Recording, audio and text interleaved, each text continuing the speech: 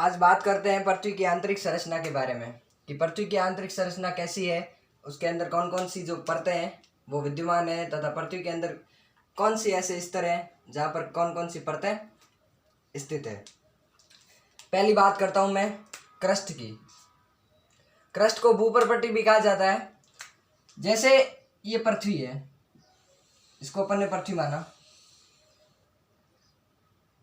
ये बिल्डिंग, ये पेड़, उसके नीचे जो ये पहली परत है उसे क्रस्ट कहा जाता है। क्रस्ट को अपन को याद रखना है सियाल से। सियाल सर्वप्रथम मैं बता दूं कि जो स्वेस नामक भूवैज्ञानिक थे जो ऑस्ट्रिया के थे, उन्होंने पृथ्वी की आंतरिक संरचना के बारे में 3 परतों का उल्लेख किया: सियाल, सीमा, नीफे। सियाल, सीमा और नीफे, इनके बारे में मैं अभी बताता हूं कि ये होता क्या है। पहली बात करूं मैं क्रस्ट की। क्रस्ट ठोस परत और पृथ्वी का सबसे बाहरी भाग होता है। जैसे पृथ्वी का सेंटर, जो पेड़ है, बिल्डिंग बनी हुई है, उसके जो जस्ट नीचे की जो परपट्टी है उस परपट्टी को क्रस्ट कहा जाता है या भूपर्पट्टी कहा जाता है। तो ये सबसे पृथ्वी की बाहरी जो भाग है वह क्रस्ट है और ये ठोस अवस्था में पाई जाती है। बात करूं मैं तो क्रस्ट की मोटाई की। क्रस्ट की मोटाई महासागरों में तो ज़्यादा होगी, महासागरों में कम होगी और महाद्वीपों में ज़्यादा होगी। और बात करूं मैं हिमालय की, तो हिमालय में जो क्रस्ट की जो मोटाई होती है वो 70 किलोमीटर तक होती है। और अगर औसत मोटाई देखूं मैं महाद्वीपों की, तो महाद्वीपों में 5 किलोमीटर तक की जो मोटाई होती है वो होती है और महाद्वीपों के नीचे से ये 30 किलोमीटर तक है।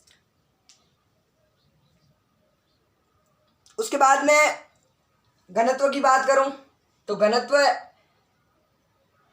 2.7 ग्राम घन सेंटीमीटर। क्रस्ट जो कि सिलिका और एल्यूमिनियम धातु से मिलकर बनी है उसे क्या कहा गया है? सियाल। और इस जो परत को लिथोस्फीयर भी कहा जाता है।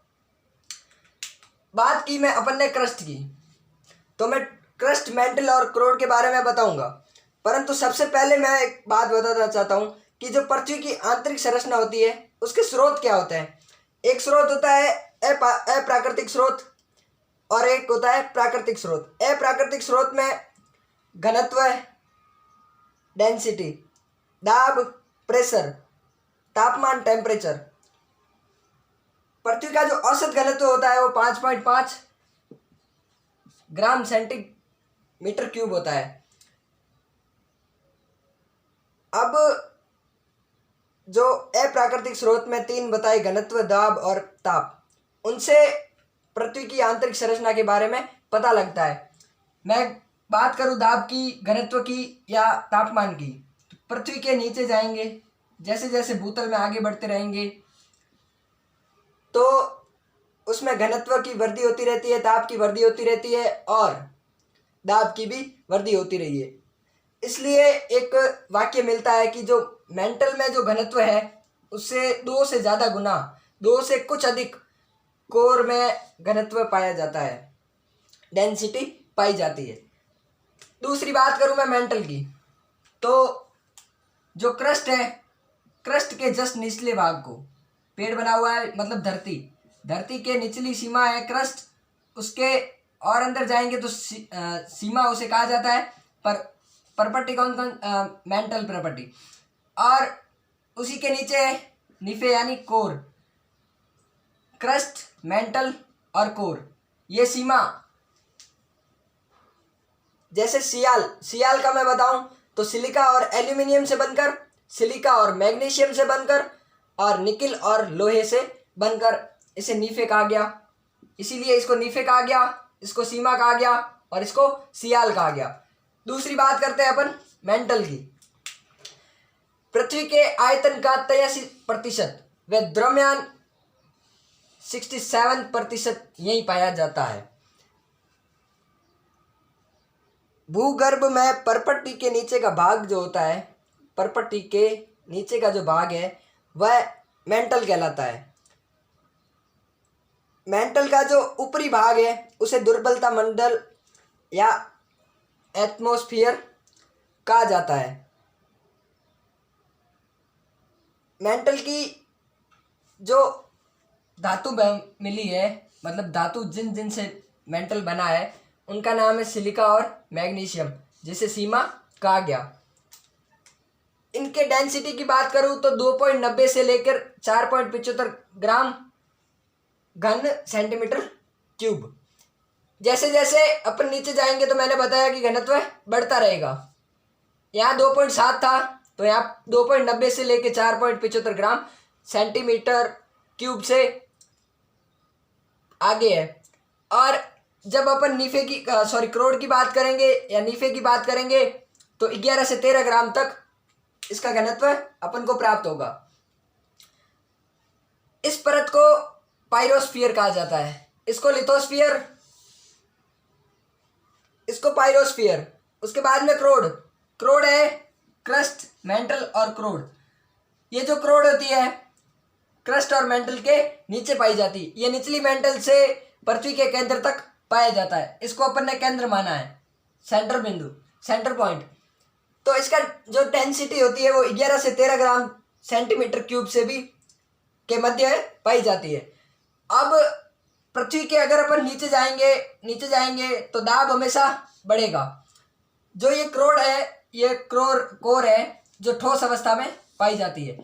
जो मैंने मेंटल है तो मेंटल में द्रव अवस्था में पाई जाती है। जो क्रस्ट है वह भी ठोस अवस्था में पाई जाती है। क्रोड की अपन बात करें तो पृथ्वी के अंदर जाने पर दाब की वृद्धि होगी और क्रोड जो होता है वो ठोस अवस्था में पाई जाती है। इसे बैरोस्फीयर कहा जाता है, बैरोस्फीयर परत भी कहते हैं। मेंटल में जो घनत्व है उसके दोगुने से भी अधिक क्रोड में घनत्व पाया जाता है। बात करते हैं आगे, जैसे कि पृथ्वी की आंतरिक संरचना के बारे में अपन देखा क्रस्ट, मेंटल और कोर, क्रस्ट, मेंटल और कोर। उन्हीं का अगर अपन विस्तृत रूप देखें तो अपन पाते हैं कि क्रस्ट 2 भागों में, मेंटल 2 भागों में और कोर 2 भागों में। देखते हैं कि जो क्रस्ट है वह अपर और लोअर, मेंटल है वो अपर और लोअर, कोर जो होती है वो आउटर होती है और इनर होती है। अपर यानी ऊपरी, लोअर यानी निचली। इनको अपन जोड़ के असांतत्य या असंबद्धता को स्पष्ट करेंगे। अभी देखते हैं कि किस प्रकार असंबद्धता या असांतत्य मिलकर या परतें मिलती है। जैसे क्रस्ट और मेंटल मिलकर स्थल मंडल का निर्माण करते हैं। क्रस्ट और ऊपरी मेंटल जो कि ये इतना भाग, वो किसका निर्माण करते हैं? स्थल मंडल का। देखते हैं पृथ्वी की संरचना असंतव्य या असंबद्धता किस प्रकार थी। पहली बात करते हैं कोनार्ड, कोनार्ड सांतव्य, कोनार्ड सांतत्य, जिसमें ये ऊपरी क्रस्ट और निचली जो क्रस्ट है वो मिलकर कोनार्ड सांतव्य बनाती है। ऊपरी क्रस्ट प्लस निचली क्रस्ट मिलकर कोनार्ड सांतत्य बनाती है। कोनार्ड के बाद आती है मुहु, मुहु सांतव्य।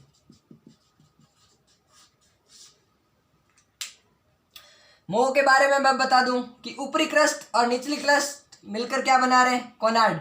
तो अपन को ये भाग है इसको यहाँ लाते रहना है, इसको यहाँ लाते रहना है। जैसे कि यहाँ आएगा उसको वापस यहाँ लाना है, यहाँ आएगा वो यहाँ लाना है। तो इसमें क्या आएगा कि निचली क्रस्ट प्लस अब क्या बचा है? ऊपरी मेंटल, ऊपरी मेंटल। अब क्या करेंगे अपन? ऊपरी मेंटल को पहले इधर लिख लो, फिर वापस निचली मेंटल,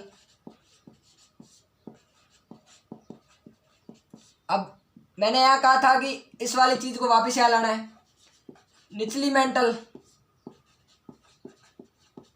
पृथ्वी किससे मिलकर बनी है? क्रस्ट, मेंटल और कोर से मिलकर बनी है। क्रस्ट, मेंटल और कोर से। तो अपन ने भाग देके इसके कि दो दो भाग है, दो दो भाग है, तो दो दो को मिलकर पूरा बनाएंगे अभी। तो निचली मेंटल प्लस इसमें बाह्य कोर आएगा, ना कि ऊपरी कोर। इसमें जो बाह्य कोर है उसको लिखेंगे बाह्य कोर। उसके बाद में बाह्य को वापस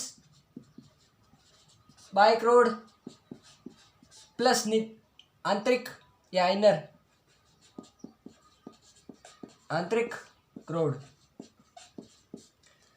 अब इनका नाम लिख देते हैं। बाय आंतरिक क्रोड को आंतरिक क्रोड भी कहा जाता है। कोनार्ड, मोहो,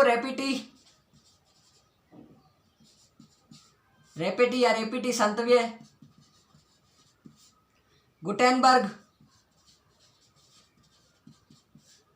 गुटेनबर्ग का प्रश्न पूछा गया है, तो ध्यान रखना।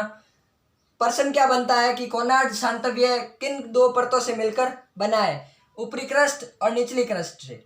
मोहो निचली क्रस्ट और ऊपरी मेंटल। रेपिटी ऊपरी मेंटल और निचली मेंटल। प्रश्न बनते हैं अक्सर, प्रश्न भूगोल से इस प्रकार के प्रश्न बनते हैं कि ये जो संतव्य है वो किससे मिलकर बना हुआ है। और लास्ट है लहमान।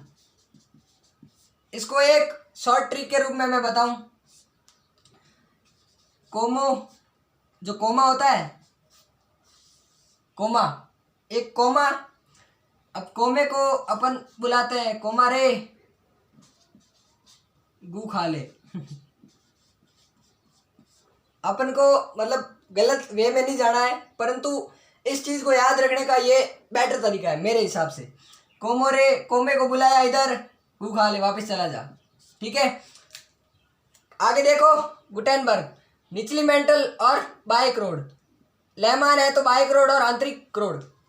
चित्र के माध्यम से मैं बताऊं, डायग्राम के माध्यम से, तो कोनार्ड जो संतव्य है ऊपरी और लोअर। मोहो लोअर से ऊपर। रेपिटी फिर ऊपर से लोअर, लोअर से आउटर गुटेनबर्ग और आउटर से इनर लेहमान। इस प्रकार ये जो पृथ्वी की संरचना है मिलकर पूरी होती है।